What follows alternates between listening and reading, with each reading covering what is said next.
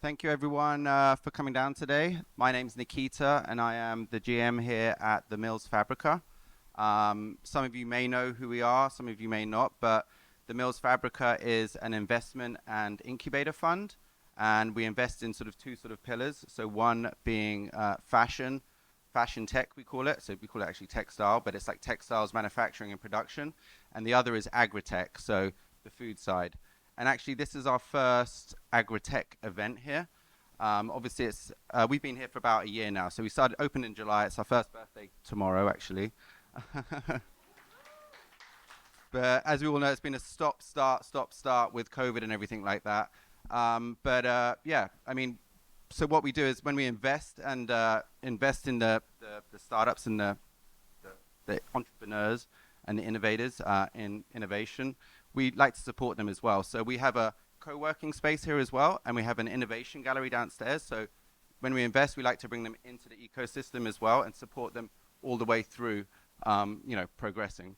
But we've got a couple of people here. Supplant, Tom, who's one of our portfolio brands as well, and we've got one of our residents here as well from Eagle Genomics. And yeah, I just want to say thank you all for coming here. This is a community we're building here, and it'd be lovely to see you all again. And if you've got any ideas about doing events here and coming here again in future, please let us know. Yeah, thank you. Hi, everyone. So first of all, thank you, Nikita. Thank you to the whole Mills Fabrica team for organizing this event and helping us put this together. I'm your moderator. I'm Fiona. I'm from SymBioBeta. So if you know of synthetic biology, you probably know SymBioBeta. And if you don't know synthetic biology, it's engineering biology, but for like human health and the climate. It's good stuff. So I'll be our moderator today, and I'm going to ask everyone to introduce themselves very briefly. But Doug McMaster, Anthony Finbow, Tom Simmons, and of course Max Jamilly. So quick intros. Hello everyone, my name's Douglas McMaster. I was a chef and now just owner of a restaurant called Silo. It's the world's first zero waste restaurant. It's in Hackney Wick, and it's approaching its 10-year anniversary. Thanks, Doug. Anthony Finbow, I'm CEO at Eagle Genomics. As Nikita says, a tenant here. Moved in July last year. First tenant, longest standing, and most disruptive, I'd say. In terms of our behavior rather than our technology, I think. So at Eagle Genomics, we're a software platform business. Our purpose is to accelerate the generative economy, by which we mean the bio-inspired circular economy rather than the extractive economy, through the digital reinvention of science. And how we're doing that is by networking microbiome science in the first instance. What we mean by that is the application of network science to understand how ecologies of microbes interact with each other to metabolize or to produce outputs, and how those ecologies interact with hosts, be that at the root of the plant, with the plant as the host, or in the animal gut, or in the human gut. We think about the microbiome on a grand scale, from soil to plant to farm to fork to gut to health.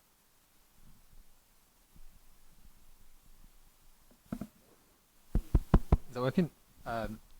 Small enough room I could just shout, really, isn't it? But, yeah, so my name is Tom. So I'm founder and CEO of the Supplant Company. We are a portfolio company of Mills Fabrica as of 18 months ago or a year ago, something like that. And what we do is we make value-add food ingredients from agricultural side streams. So actually the world's most abundant renewable resource, the most abundant thing produced on farms is not actually the stuff that farmers intend to grow, like sugar and starch and grains and beans and vegetable oil. Rather, it's actually the vast majority of what's produced is actually the structural parts of plants, cobs and husks and hulls and stalks and stems, etc.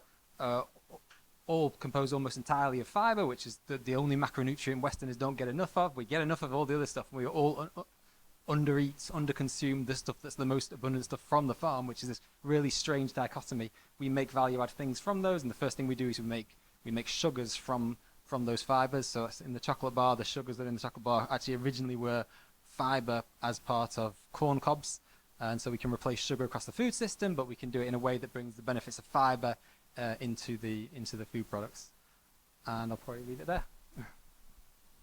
Thanks, Tom. Hi everyone, great to be here. My name's Max. I'm co-founder of Hoxton Farms, and at Hoxton Farms we make real animal fat just without the animals. So we take stem cells harmlessly from animals like cows and pigs, we put them in cultivators and turn them into real fat.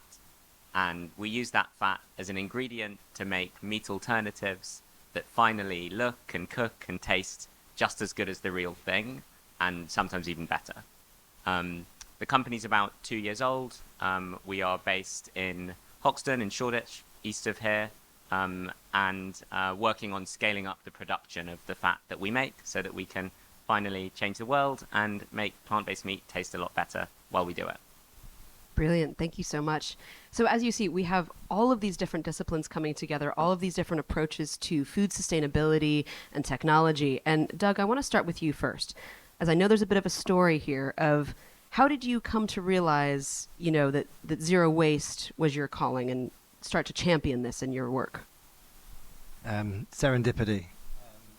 I was not very good at school, sort of classic neurodivergent, unrecognized, and had a really rough teen life, and found my way into a kitchen at the age of 17 and washing dishes and having a bit of a chip on my shoulder. I had to apply myself to some invisible figure and prove that I wasn't a worthless failure. So I sent my CV to all the best restaurants in the country and obsessively got to the top of the pyramid that was in my head, and won this national cooking competition. And then I remember thinking, oh my God, this is brilliant, for like 2 days. And then there was this huge gaping hole of, I didn't know what it was. It was very strange. And then went on this pilgrimage around the world and ended up in Australia and finally met this artist. And I was working in this one of the world's best restaurants, and it was a miserable experience. And they had these skips that they would fill from food waste daily. I didn't know it was wrong at the time, waste, but it was something nefarious about the whole establishment and the people. And it was anyway, and one day I walked out and there was this amazing, it was on Sydney Harbour, so at the Harbour Bridge and the Opera House, and there was this amazing building, and I didn't know what it was, and there was a snaking queue of people lining up in this tropical rain, and the building itself was erected over the space of a few days, and it had this loud like rock and roll music and big old containers with cucumbers and all kinds of plants hanging over the edge, and wild strawberry plants growing in thousands of terracotta pots that kind of carpeted the edge of the walls. And as I got closer, there was this in like mad cave paintings inside the building, and I remember just being, it was a very almost spiritual experience of like, I don't know what is happening, but whatever it is, I want to be part of it, and I want this to be the rest of my life. And I met the operator, a tall Dutch man from the future called Joost Bakker, and he was just like this incredible inspiring artist who had made this building out of waste materials, and it was designed to grow food and generate minimal waste. And he said to me, could you not have a bin? And that's the beginning of the rest of my life. And I've dedicated my life to not having a bin. And yeah, there's a lot of esoteric things have happened after that, and ideas and designs. And Silo is my interpretation of a zero waste restaurant, and it's a real sort of creational kind of hotbed of ideas and things that happen. So yeah, that's me. This is brilliant, and I think a field trip is in order. I certainly want to go on one. Yeah, you're all invited. Well, perfect. Well, Tom, I feel like this takes us to you, because this is one side of the zero waste part of the conversation, and you are actually using agricultural waste. How do these fibers actually become sugar? And we're doing pass the mic, guys. My favorite game. what are the properties of these sugars? That this is, it's not just sugar. Can you tell us a little more about it? Yeah. So as I say, yeah, we sort of semi-loath to call it waste, really. We've got side streams to make it sound more appealing. But yeah, it's the stuff that's largely waste on a farm. As I say, the majority of what's grown on farms is this stuff that's wasted. So a corn plant is sort of 50-50 the corn that you eat and the stuff you throw away, at least as we calculated, but goes as far as sugarcane plants. 10-20% is actually the sugar. 80-90% is the stuff that's chucked away. So really huge amount of waste. And speaking to people's perception of food waste, you always see these descriptions of food waste as 10% gets wasted at the supermarket and 10% at the processing facility and 10% in your fridge, but there's a massive 300% that gets chucked away before it even leaves the farm. And mainly it's because people don't really think about it as food. It's the stuff that's always for centuries never actually been used. But yeah, speaking to the benefits of it, as I say, this stuff is dietary fiber, and it's perversely the one thing we don't eat enough of, and that's consistent largely all around the world. But yeah, speaking to the benefits of the ingredient, yeah, it's as the core thing is that we make is sugars from fiber. So we take those fiber-rich materials, corn cob or wheat straw or oat hulls or whatever it is. We use an enzyme-based process, and we break them, the long chains of sugars that are in fiber, into small chains of sugars, and that's sort of the ingredient. So it works in chocolate in the same way that cane sugar does, because chemically they are sugars, but because they're derived from fiber, they maintain the health benefits of fiber. So fiber is low calorie. These are low calorie. So the low calorie like fiber, they're prebiotic like fiber, they're low glycemic like fiber. And there's a lot of science underlying that, but maybe that's the sort of simplest way to. No, I think that's brilliant, because I think that, personally speaking, as someone who has diabetes, I'm always looking for that one thing that I can enjoy and love, and it's not going to send me, having crazy blood sugar. And Anthony, I feel like this comes to you now because of this whole microbiome aspect.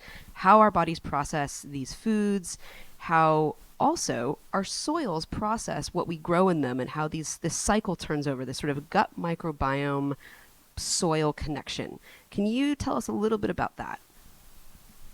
Well, I think it's back to the point I made, Fiona, earlier, which is thinking about microbiome on a grand scale. Think about the higher order organisms, let's call them that. Organisms based on eukaryotic cells with a nucleus. Some 2-3 billion years ago, by accident or design, a bacterium was digested or hitched a ride on an archaeon, and they decided in an environment where oxygen was rising in the atmosphere, it might make sense to cooperate rather than to eat each other. And that was a one-time event, or perhaps two-time only in history event, that resulted in higher order organisms that we can see evolving and subsisting on Earth. So this is the first example of sort of endosymbiosis, microbial collaboration. But then if I go up to the grand scale from the nanoscale and look at all the biomass on Earth, subtract everything that uses photosynthesis to generate energy, and look at what's left. 90+% of what's left is microbial. So 3% is higher order organisms, humans, animals, fish, reptiles. Except last week, I was about to say, everything you can see is a higher order organism. It represents a small proportion of life on Earth. So what's really underappreciated is the natural capital contribution of microbes. Microbes interacting with other organisms in symbiosis, or not, as the case may be. And then we think about, human, there's a lot of focus on the human genome, engineering the genome, trying to understand single nucleotide polymorphisms, changes in the genome, and whether that provides evidence of a propensity to get certain diseases. By the way, my own common journey, the standard entrepreneurial journey with the misery in early life, culminated in my getting an autoimmune disease, which brought me to this world, by the way. But what we know is increasingly, we need to think about microbes not as individual strains that might help improve your health for the nutritional benefit, but there is a conversation going on between ecologies of microbes across a mucous membrane with the human host, let's say, or there's a conversation going on between the microbes in the soil across an exudate mucous membrane, enabling plants to subsist, metabolize nutrients and minerals from the soil. Some people are even describing life on Earth as interactions between microbes across a membrane. So I think we need to understand this contribution of microbes, and that's our effort from, as I say, from soil to plant, farm to fork to gut to help. Yeah, I think that there's so many things coming together in what you've just described of like all of these different aspects are coming together. And I think that's why we really wanted to get this panel together. So Max, I'm coming to you now. You're coming from the cultured meat perspective. Can you give us, I think it's pretty clear to everyone that animal agriculture is not our friend when it comes to dealing with climate change. It's a really big challenge. But can you give us a little bit of insight of, what does it mean to culture animal cells? How do we kind of move forward with this? What's the impact that you could have? I'd love to. So when we think about the impact, it's very easy to focus on the negative things. The fact that traditional animal agriculture is probably killing us, and it's certainly killing the planet. But I also like to focus on the positive things. I like to think about where the impact might take us, and that's where food comes in. So we know that animal agriculture accounts for most of the habitable land usage on the earth. Not a good thing. Something like 25% of the fresh water that we use, anywhere from 15 to 50% of the carbon emissions, depending on how you measure it, and also something like 70% of the antibiotics that get used worldwide. Not to mention the risk of animal-borne diseases, and the pandemic's an obvious example here. But fundamentally, although some people know that, that's not the reason why people look for meat alternatives. They look for meat alternatives because they're concerned about their own health, and because they want to try something new. And the issue is that right now, meat alternatives don't taste good enough. So they'll try a meat alternative once. I'm sure many of you have eaten a Beyond Burger or whatever, but it doesn't quite satisfy that craving that you have for real meat, assuming you have that craving in the first place.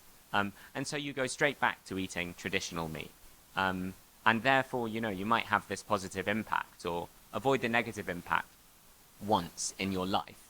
But what we need to do is create a world where people can satisfy that craving, eat something delicious, avoid all of the negative externalities, but not have to compromise on taste.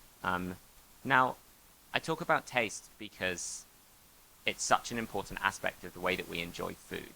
And food itself is, to me, the most important thing in the world. I used to work on disease, and a lot of people get sick, but not everyone. What's true of everyone worldwide is that they eat. It's by far the strongest connection that we have with the insides of our bodies. It's socially important, it's culturally important, it's what brings us all together and sometimes pulls us apart as well. So by changing food, we have this incredible ability to impact the entire planet and, of course, all the people on it as well.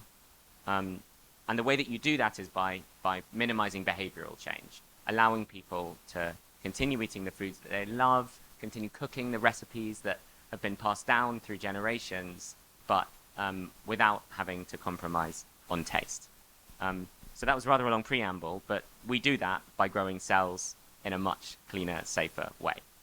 Well, I think what you've just touched on is so important, that food is a fundamentally emotional experience, right? I mean, I have an emotional reaction to every single thing I've ever eaten, and it culturally brings us together.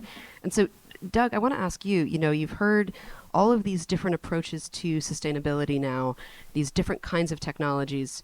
How are you thinking about this from, a chef's perspective of, would you want to try these kinds of technologies? I want to know, how are you thinking about it? I'm certainly open-minded. I like to think clearly about certain words like sustainability and zero waste, and I wonder if anyone would disagree, but for me, sustainability is balance. It's humans on Earth, and what sustainability would be, and we're far, far, far from it, is an equilibrium, the input output. As much as we take from nature, we give to nature. Looking on a more smaller scale, like a farm's a great example of a regenerative agriculture. You're making it healthier than before it was, following those regenerative principles. So sustainability to me is finding that balance with a system, whether or not that's humans on Earth or a restaurant interacting with its environment. And that leads to my perspective of zero waste and why I'm excited about this idea or philosophy. Because zero waste can be, if you literally conceive of zero waste, it's almost impossible. It actually probably is impossible on a literal sense, but on a more broader philosophical sense, it's like, what is zero waste? Certainly to me is reintegrating with the natural cycles of the earth that feeds us. So the moment in which that all made sense was one night back in Australia, making shortbread and milling flour and churning butter to dodge the plastic in which they would have been wrapped, and eventually after 3 hours made shortbread and had this profound, oh my god, this is the best shortbread in the world. Anyway, and then I was thinking about how I'd gone back in time milling flour and churning butter, but I was trying to not have a bin and discovered a completely superior shortbread. And I was wondering, what else could I find as a hedonist within this almost primitive way of cooking? And then I started thinking about the bin, and then thinking, there's no bin in nature. And then that led me to what do other species have a bin? Do other species waste things? Excretion not included. What is it about humans that waste? Why do we waste? What's going wrong? What's happening? And there's an interesting theory, and I'm probably going to get shot down now, but Paul Stamets is a really amazing mushroom scientist, and he has this theory that as hunter-gatherers we were picking psilocybin and taking mushrooms, and that's what gave us this kind of special kind of consciousness, and from that we've give birth to this imagination that, or abstract thoughts that other species don't necessarily have, and humans have done all these weird things on Earth, including waste. And so, yeah, for me, it's that insight, that's that perspective, which is key, because from that perspective, you can design things, design systems, design values, ideas, menus. So it's really useful, I think, to have that perspective. But for me, zero waste is nature. That's the aspirational movement, at least. That's the philosophy. Yeah, brilliant. I think that's really key, and I want to kind of open this up to you guys because no one's really here to hear me talk. How do we look at this from, putting these systems together? Where do we start to overlap? From everyone on this panel, what technologies can come together? What mindsets can come together? Anthony, I see you nodding. I'm going to call on you. I talked a bit to Tom and to Dan earlier, and when we're thinking about the growth medium that we're using to produce cellular meats, perhaps elements of that growth medium can be produced by microbes, nature's most efficient machines. If you put a microbe in an abundant environment, it will replicate exponentially. There is no more powerful machine than that on Earth. And you can engineer those microbes or consortia of microbes to produce products that might produce growth medium or indeed enzymes. And you can ferment biomass to produce proteins of the future, or you can engage in a new field, frontier field, precision fermentation, to target the characteristics, taste, texture, health benefits of particular proteins, and then backward engineer the consortia that you use to ferment vessels to produce those proteins. So I think we view ourselves as an enabling technology for this. I just want to talk about Doug's point. I mean, you're eminently familiar, Fiona, with the Boston Consulting Group Henderson Institute's report on what they call nature co-design, which is going to liberate tens of trillions of dollars of economic opportunity on the other side of this phase shift that we're experiencing at the moment with the ugly end of the oil economy, and the beginning of the food wars. And so we've got to equip ourselves for systems change, and we've got to create the value change for sustainability and impact in the future. And I see us as playing an enabling role in that regard. Absolutely. Did you guys? Yeah, Max, go for it. I think what's interesting here is that people tend to think of the circular bioeconomy as some kind of obligation, something that we have to do because sustainability tells us that we do, and it doesn't make products better and doesn't make financial sense. But in many ways, traditional agriculture, traditional food systems are circular by financial necessity, because typically it does make sense, albeit wasteful sense sometimes, to use someone else's outputs as your inputs. But circularity in food systems is often an opportunity instead. There's an interesting British company called Enough that grows essentially fungal protein as food, similar to corn that you know from shops. They're co-located on a biofuels production site in the Netherlands, and they can use the waste stream from that biofuel production to grow their essentially mushrooms. And yes, that makes financial sense. Why wouldn't it? But it also makes completely different mushroom protein to what anyone else makes. And that mushroom protein tastes better too. So although it takes a bit of a leap to start doing things in a circular and sustainable way, often it leads to kind of exciting new places that it never would have led in the first place. And of course, the sugars that you make are a good example of that too. Do you want to jump in on that, Tom? Or I can just put you on the spot with a new question.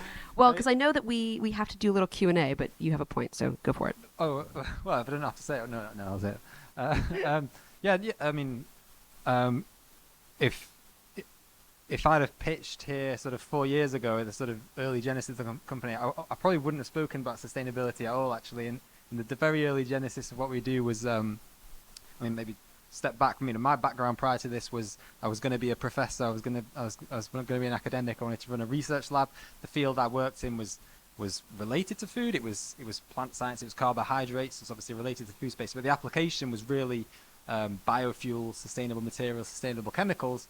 And I sort of decided I wanted to start a business before I really knew what I was doing, and eventually sort of stumbled across this sugar problem. It was really from a technical standpoint. So as I say, 4 years ago, I would have pitched on calories and glycemic impact and et cetera, et cetera.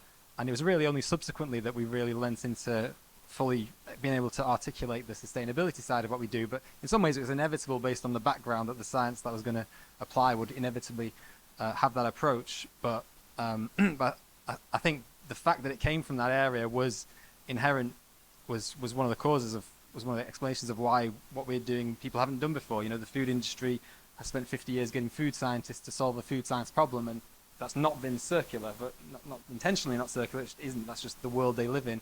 And bringing this different approach was the technical reason why we created something on a food science and a nutrition standpoint that was different, I think, as well as just being sustainable. So it ended up being very fortuitous in a way we never really would have predicted.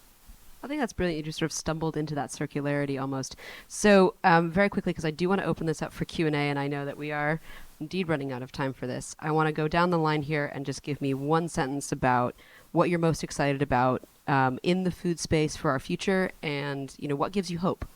And Tom, you have the mic, so you might get picked on again. I'm most excited about plant sugars. Perfect. I mean, I don't know what else. Yeah, I mean, taking where we are right now, the big thing we're trying to do right now, it sounds like exactly what you're trying to do. We've got a process, it works, we can make these things, we can make products, the science is there, scaling up, and really that's ultimately where the impact comes from, and both from a business perspective, as well as a social perspective, as well as an environmental perspective. And so that's both the hard part of the step forward, but also the exciting bit. Perfect. Max, going to you. Oh, no, at all. I'm excited about a future that's, not too long away, maybe a generation where nobody eats meat anymore, but they eat meat alternatives all the time.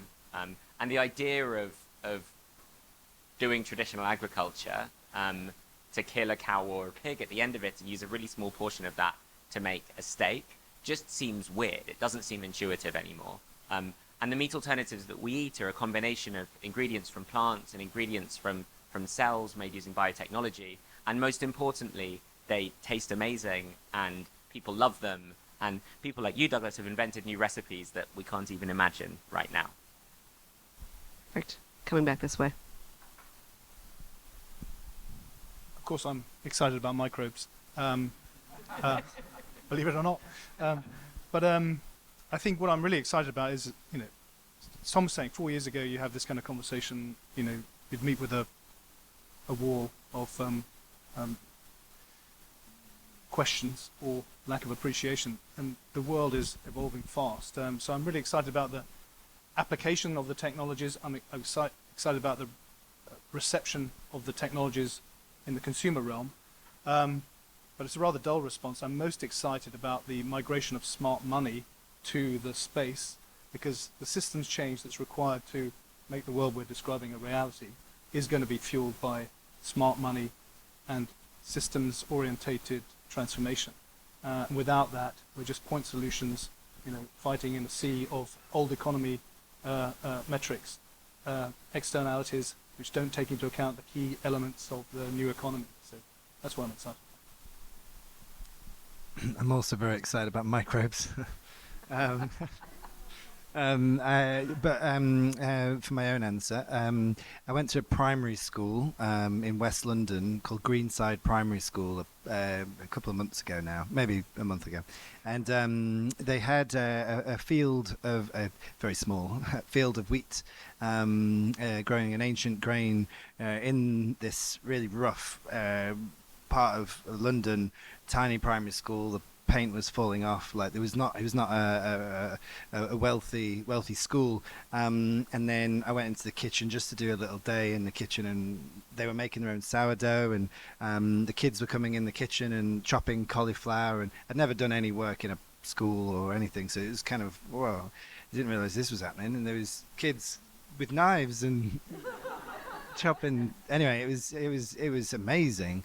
And then I'm not making this up or exaggerating, but when they were queuing to get their food, they were chanting, a huge line of kids, like hundreds of them, chanting, "Save our soil, save our soil, save our soil." And regenerative agriculture, sourdough baking, cooking was this integral food. Nature growing was this integral part of their education, and that excites me. That's amazing. I know that we have, I could ask you guys questions all night long, but I want to hear from our audience. If you have questions, now's the time. So I think, here we go. You guys keep that. Hi, thanks so much. That was really, really interesting to listen to. I work for the Ellen MacArthur Foundation, and I spend a lot of time with city governments, but as the foundation, we also spend a lot of time with kind of like big corporates as well. And my question, something that comes across all the time, is that the business case for these kinds of businesses is much more difficult and much more expensive compared to linear businesses. And I'm interested to hear from you if that's like fundamentally kind of the journey that you've lived through, or more of a misnomer. And if it is kind of fundamentally what you've lived through, what really you spent the most time on to kind of prove your business case, to like get the funding and to make the business work.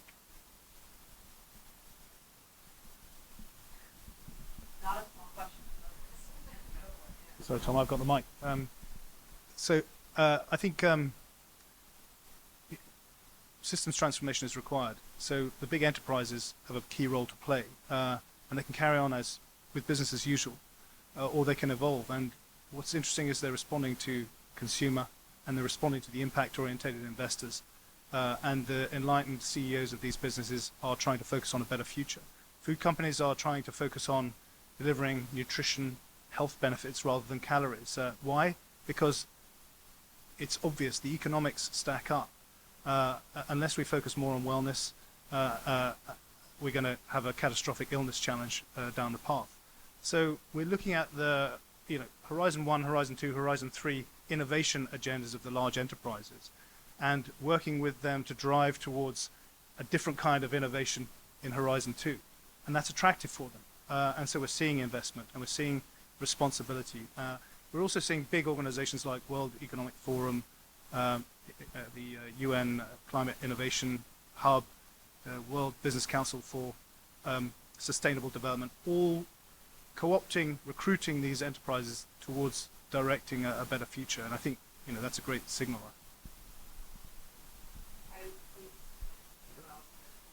Yeah, so I guess the obviously a big part about what we do, and I suppose anything that's sort of circular in many ways is you're trying to build supply chains that don't currently exist. In many ways, you're trying to create raw material providers out of people that didn't at least originally think they were that, at least for that side stream. So that's obviously puts a burden on. You're trying to buy stuff from people that didn't know they were selling anything necessarily. So obviously that's a tough thing, and we've definitely had to pivot our way around a whole load of different options in order to get stuff to market. That's one, but then the converse of that is that these stories really resonate with consumers, and they do resonate with organizations and all sorts of people. So it really becomes, probably in a way it wouldn't have been 5 years ago, a big selling point. People are very aware of it, and it does become a distinguishing factor. So I guess it sort of swings both ways. I completely agree.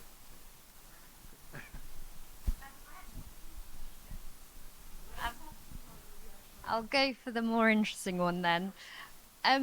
So what is the panel's thoughts on moving away from plastics? We're seeing a lot of alternative materials, but some people are quite concerned about the fact that the reason we use plastics in the first place was to prolong shelf life. Arguably, one could say if we move away from plastics, we might reduce shelf life, which would encourage more food waste. We also maybe invite kind of opportunity for bacteria to enter the food. So how do we kind of balance sustainability with food safety? Got microbes. You want to take it? Sorry. Happy to talk about food safety. So it's a really interesting point. The first thing I might challenge there is whether modern perceptions of food safety are relevant ones. Many of those perceptions come from the people who make the plastics or the people who make the food and would like you to buy the food sooner. And without wanting to kind of be too much of a conspiracy theorist, I do think that's pretty relevant here. The other thing to say is that we have lots of ways of preserving food. Plastics aren't the only and perhaps not even the best. An awesome company called Appeal uses a plant-derived essentially film to preserve fruit. Lots of the plastics being made from seaweed, from microbial biofilms, from all kinds of things, do just as good a job of preserving food as the traditional ones, but with much less of a bad impact on the planet. But I think if we allowed a few more microbes into our food, we might discover new flavors and find that they weren't so bad after all. So maybe turn your fridge a little bit warmer than it is right now and see what happens. That's not advice. Did you want to comment on that one? I totally agree. I think that's absolutely bang on. I think that the use or the need for single-use plastics is predicated on an industrial food system.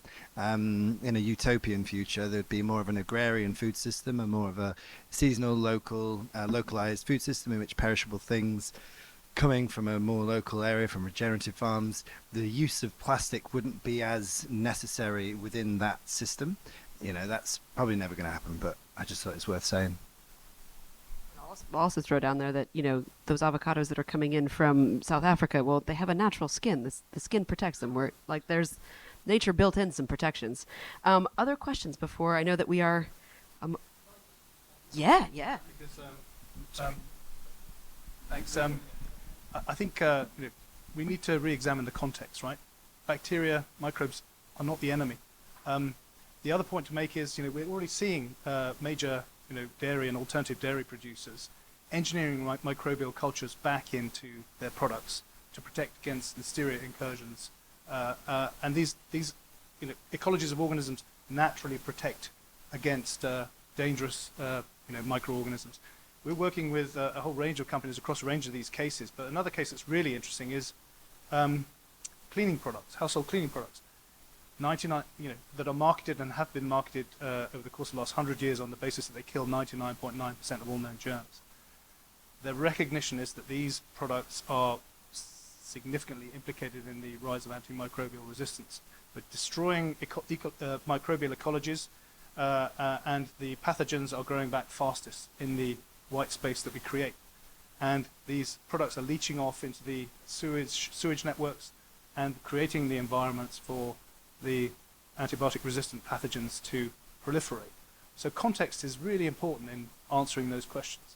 The other point to make is that we're all ingesting grams towards kilograms of plastic over the course of our lives. The plastics are not protecting the foods. They are imbuing the foods with complex chemical and hormonal substances which are distorting and damaging our immune systems. There are significant organizations that are trying to engineer, using microbes, the future alternatives. There are organizations using fungal products as packaging of the future. I think we have to consider packaging and the product as part of a system as well. Okay, so we're going to start our second panel discussion now about plastic and packaging. It's an amazing topic, and I'm glad we've dug into it a little bit. Are there other questions? Because I know that we also have a bit of a time limit on us. Yeah, let's have two questions. Yeah, perfect. So I'm also part. Sorry for crashing, but we develop and promote a circular economy, and I guess the question we always think about is how can we accelerate it quicker? So my question is, what's stopping you all from scaling up faster? What do you need, and from who? Money. Universally say money.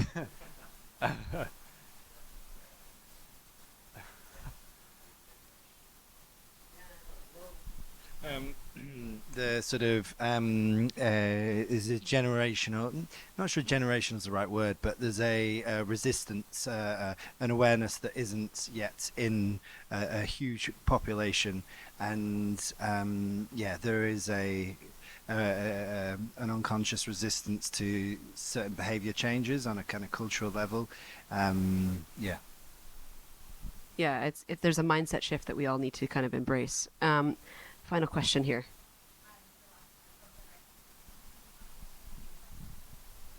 The exact same question. But just to kind of put on that a little bit, money, obviously, of course. But do you feel that genuinely there is a playbook now for once you've developed the product in a small scale? There is a playbook for scaling manufacturing and a playbook for getting in front of the right consumers, including the mindset shift and behavioral change, or do you feel like actually there's still pieces of that to work out? Yeah, I'm being somewhat spurious saying just money. It's not obviously it's not just money. It's obviously lots of things, but yeah, I mean, money helps. Is there a playbook?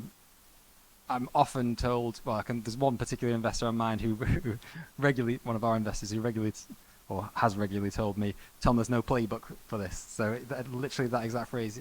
And so I think that is the case. And obviously, there's obviously some success stories in plant-based meats and early versions of these new food products that sort of can potentially speak to a business model. In terms of the supply chain, stuff's hugely dependent on the technology, I think. And so definitely for us, we've really pivoted a lot over the past few years and finding ways to both get to market soon as well as to think about how we're going to scale. So I would say, and there's certainly this is not like SaaS software, where it really is a clear playbook. There's not like that, but there's obviously some success stories that people can lean on. Anything to say on that? Yeah, I'd echo that. I'd also echo your first comment. Kind of as an entrepreneur, of course, money is top of mind, but there is more to it than that. It depends what you mean by a playbook. We aren't inventing anything completely novel. These supply chains exist. People eat. We know the core value proposition to the consumer, right? But of course, speaking one level up, yes, we're completely reinventing the playbook of how we satisfy that consumer need and how we build a supply chain around us to deliver that to the consumer. And I would say that if we weren't reinventing the playbook, then this wouldn't be so interesting. It wouldn't be so transformational. And at least for our perspective, it wouldn't be so much fun either. Kind of, you know, within B2B SaaS, yeah, good example. There are plenty of playbooks there. We know what has to be done, and it happens more quickly with less capital. But it doesn't make such a big impact.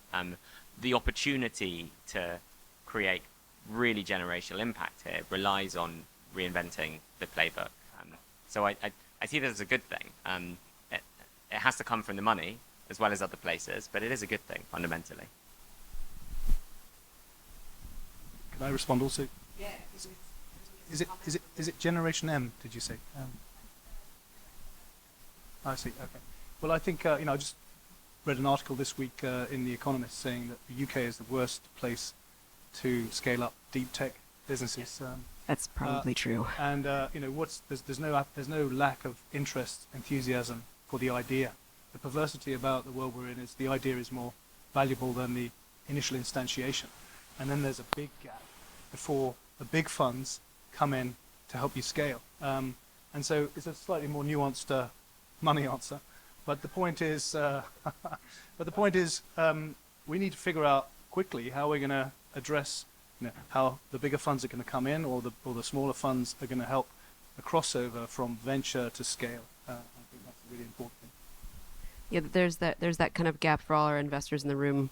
This is your moment, but it's we kind of hit that Series B, and then it's like, oh boy, and then you call the U.S. growth funds, and the U.S. growth funds. So I don't know, you guys don't have a big enough ecosystem.